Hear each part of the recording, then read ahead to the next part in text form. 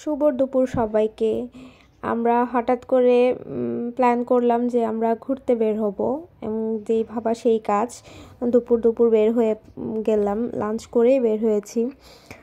উদ্দেশ্য হচ্ছে কি উদ্দেশ্য হচ্ছে দেখতেই পাচ্ছেন রাস্তার অবস্থা দেখে। অবশ্যই পদ্মা সেতু এবং মাওয়া ঘাট ঘোরা। আমরা রওনা দিয়েছি, তখন ওয়েদারটাও খুব ভালোই ছিল, তেমন একটা রোদ ছিল না। আমরা যখন পরিবারের সবাই একসাথে হই তখন আসলে প্ল্যান করি যে কোথাও ঘুরতে যাব, কারণ একসাথে ঘোরার আনন্দটা অনেক বেশি। পদ্মা সেতু অনেক আগে উদ্বোধন হয়েছে, বাট আমাদের যাওয়া হয়নি। আব্বু অবশ্য এই নিয়ে মনে হয় 20 বার তো গিয়েছে, কিন্তু আমাদের যাওয়া হয়নি, কারণ আমরা সবাই প্ল্যান করছিলাম যে যখন খালামণিরাও ঢাকাতে আসবে তখন সবাই একসাথে যাব। একসাথে গেলে অনেক বেশি আনন্দ হয়। তো যেই ভাববা সেই কাজ, খালামণিরা আসলো, অনেক জায়গায় ঘুরেছি। এই যে একটা ছোট্ট ক্লিপ নিয়েছি, সবাই একসাথেই যাচ্ছিলাম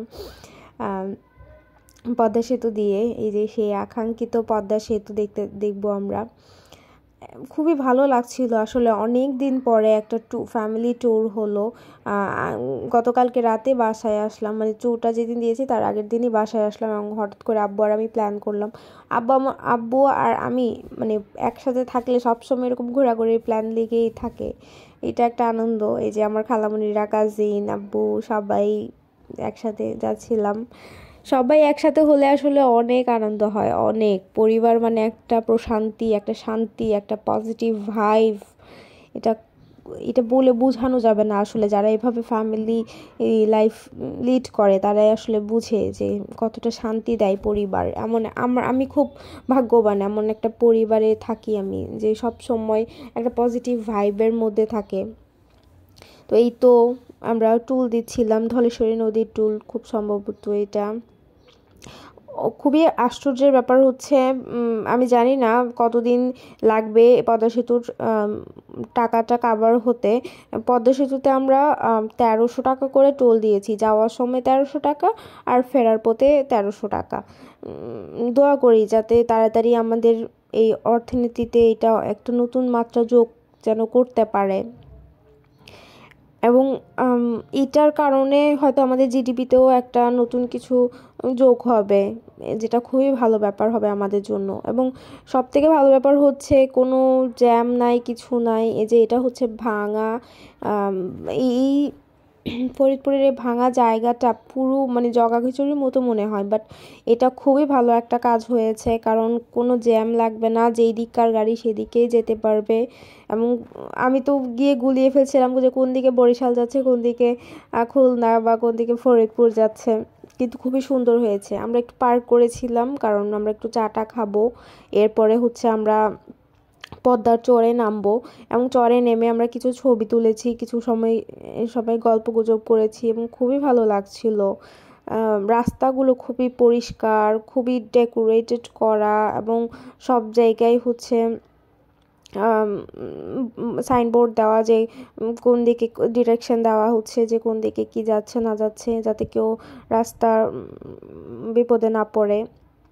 এবং এই যে শেখ রাসেল সেনানিবাস, এটাও খুব সুন্দর লাগলো, খুব সুন্দর। মানে অনেক দিনের জন্য প্ল্যান করে বানানো আসলে। খুব অল্প সময়ের জন্য প্ল্যান করে বানালে আসলে অনেকে জনগণ ভোগান্তিতে পড়ে, কিন্তু এরকম যদি হয় যে অনেক দিনের জন্য একটা খুব ভালো কিছু করছে, সেটাতে সুফল আসলে সাধারণ জনগণরাই পায়। এবং যেটার অন্যতম একটা উদাহরণ হচ্ছে পদ্মা সেতু এবং এক্সপ্রেসওয়ে। খুবই ভালো হয়েছে, দেখে খুবই ভালো লাগছিল যে এরকম ভালো একটা কাজ হয়েছে, এবং আমাদের যোগাযোগ ব্যবস্থা এত ভালো হয়েছে। আগে তো অনেকক্ষণ লাইন ধরে ফেরিতে উঠতে হতো। আমার মনে আছে আমরা যশোর গিয়েছিলাম, যশোর থেকে আসার পথে প্রায় 20 ঘন্টা মতো জ্যামে থাকতে হয়েছে, যেটা খুবই খারাপ ব্যাপার। এই যে ফিরছিলাম সব ঘোরাঘুরি শেষ করে পদ্মা সেতু দিয়ে, সূর্যাস্ত যাচ্ছিল, খুবই ভালো লাগছিল, এবং সূর্যটাতে যে নদীতে পড়ছিল এটা দেখে খুবই মনোমুগ্ধকর একটা দৃশ্য। তো ফেরার পথে আবার ভাবলাম যে মাওয়া তো নামা হয়নি, মাওয়া ঘাটে নামি, পুরনো মাওয়া ঘাটে। এবং এই যে খুবই সুন্দর লাগছিল, খুবই ভালো লাগছিল এতদিন পরে ঘোরাঘুরি করে।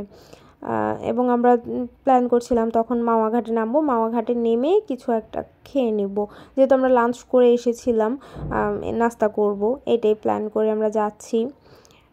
এবং দেখছি আসলে পদ্মা সেতুতে সব নামা যায় না, তবে এটা একটা খুব ভালো ব্যাপার যে নামার পারমিশন দেয়নি, যদি দিত তাহলে অনেক ভিড় হয়ে যেত, দেয়নি, এটা একটা ভালো ব্যাপার।